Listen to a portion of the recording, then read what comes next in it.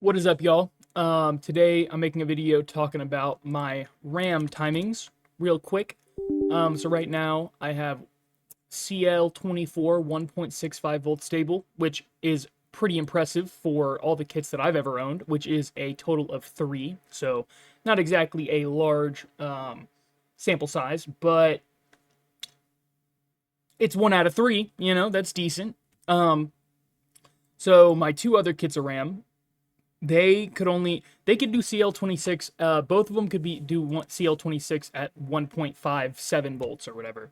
I just kept it at 1.6 because it's like if it's stable at 1.57, you may as well just like have that little bit of extra like comfortability knowing that you have that little bit of extra voltage, like just in case for whatever reason, like in some certain scenario it's not stable. You know what I mean? That's just my kind of thing. If you're like right at 1.58 and it's stable, you may as well just put it up to 1.6 and forget about it, right? Because then it's definitely stable because Hynix scales with voltage very, very well, up to like 1.8 volts. So, and that's obvious, honestly, the max I would ever throw at DDR5. But these are my timings, TCL 24. If you can run these stable, I would be very impressed at 1.65 volts. I'd be very impressed. Now I don't really know why, but 80 is saying my latency is like, well, I got one that said 65 nanoseconds, one that said 60. Then again, I have nitro mode, just regular right now. I don't have nitro mode in like 010. Maybe that would like, bring my latency down a little bit. That might be messing it up. But yeah, just trying to stabilize these, I had some CPU instability because I have the absolute dog shittiest 7700X on planet Earth. So with PBO enabled, my CPU just was not stable. Um, well, it was, but not. It was. It was kind of stable, but not for like RAM benchmarking. Um, so yeah, I had to kind of like turn PBO or just like turn PBO to auto, no like extra settings or anything like that. Um, when I did that, all my problems seemed to go out the window. So yeah, anyways, you are very welcome to try these timings. Are they gonna work? I mean, they're not gonna like kill your RAM or anything like that, but like, are they gonna work on your system?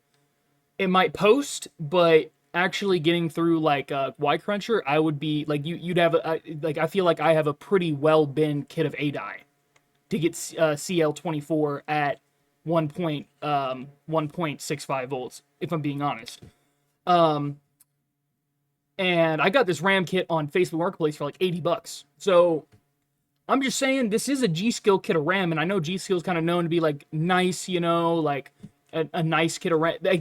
I think they really do bend their RAM pretty well because I also got a Corsair Dominator kit, and everyone thinks Corsair Dominator. It was a well bend kit, but it wasn't.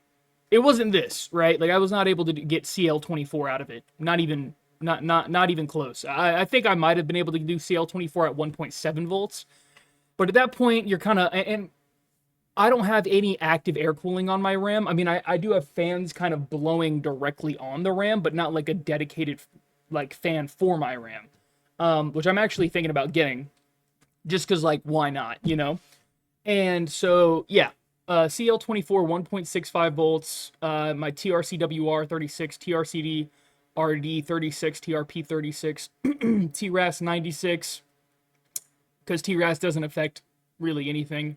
But if you set it too low, then it causes instability. So, TRC 58, TRRDS 8, TRDL 8, TFAL 32, TWTRS 8, TWTRL 14, TWR 48, which I don't even think that's a setting in BIOS. I don't know. TRFC, my nanoseconds is 120. That's because my TRFC is set to 360.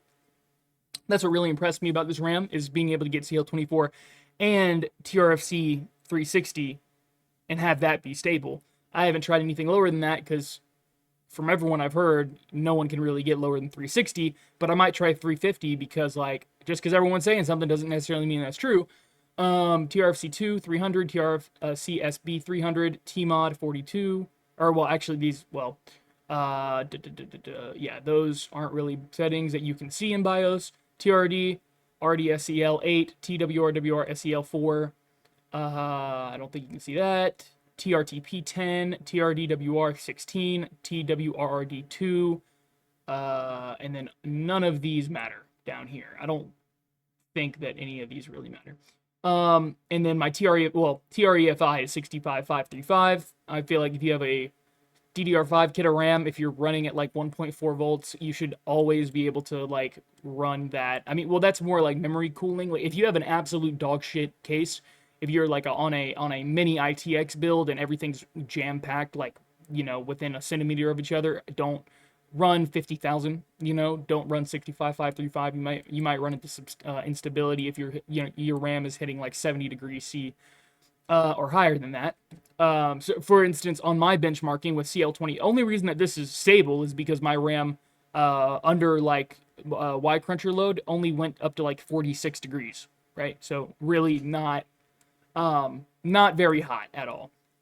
But if you have really bad air cooling, you probably won't be able to get anywhere near these timings down. You'll be probably able to run like cl28 maybe, but yeah, really a lot of RAM overclocking is just straight like temperature of the RAM. So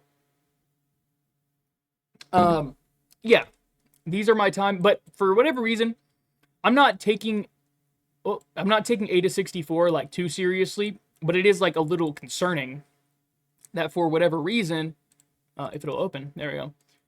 For whatever reason, my latency is saying 70 nanoseconds.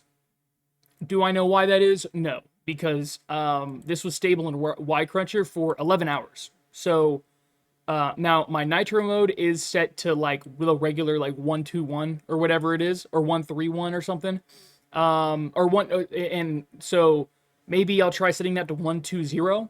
I don't know. Maybe that will stable some, or maybe like help latency a little bit, but it doesn't make any sense to me why I would be stable in this for 11 hours in Y cruncher, but then my latency, it's kind of like my latency is like more like a CL30 or CL28 kit of RAM for some reason, and I do not know that reason, sadly. So yeah, these are my timings. Like I said, well, GDM disabled, power down disabled, memory context restore disabled, UCLK equals memcok. Obviously, every single kit of RAM should be able to run UCLK equals memcok, even if you're just running Expo, right? Like, well, Expo will normally automatically set UCLK equals memcok, so you shouldn't really have to worry about that.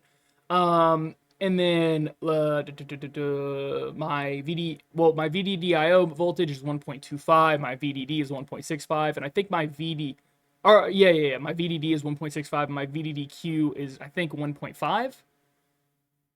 Because you don't normally have to set VDDQ equal to VDD.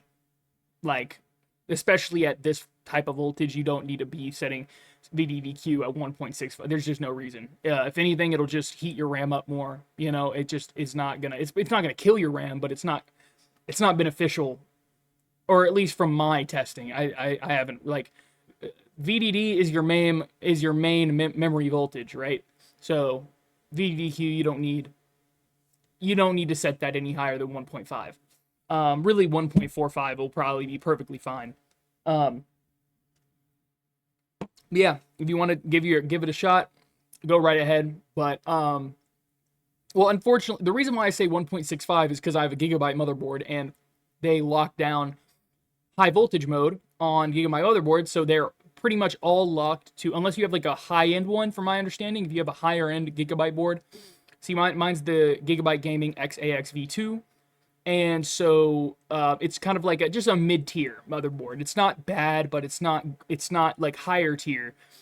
And so I'm just locked down to 1.65 volts, which, like, for like a RAM overclocking perspective, you can normally get what your RAM is capable of with like generally 1.65 volts, because in my opinion, you wouldn't really want to go that much higher than that. Like the 1.7, that's kind of pushing it. But I feel like once you get up there, you're kind of in the like territory of like you might be degrading your CPU, or I mean your RAM with that much voltage. 1.65 I think is probably okay for daily use, you know, like is it high? Yeah, it is high, especially from what everyone recommends, but then again if you go on, you know, of course this is like trust everything you hear on the internet, but if you go to any overclocking forum or whatever, most people, well, there are some people that would disagree, but most people are, you know, will agree that 1.65 and below DDR5 will be fine, especially if you have good cooling. That's the main thing, right? That is the main thing because silicon degrades faster with higher temperatures. So if you're throwing high voltage and a high temperature at it, it's going to degrade. If you have a high voltage and low temperature, then you know it'll degrade faster, obviously, than 1.35 volts, but not any like with the lifespan of the chip, right? Like it's not going to affect the lifespan of however long you're probably going to own the chip, anyways. But yeah, if you stretch it out to like a 15-year average or whatever, the chip running 1.65 volts will probably die sooner than the one running 1.3 volts. Like if the, you know, more than likely. So yeah, if y'all want to comment down below why you think, I don't know why Ada64 is doing that. I have no idea, if I'm being honest with you. But yeah, I mean it is stable. It is stable, but for some reason it's saying my latency is just a turd and a half. So anyways, just wanted to go over that. I will see y'all in the next video. See ya.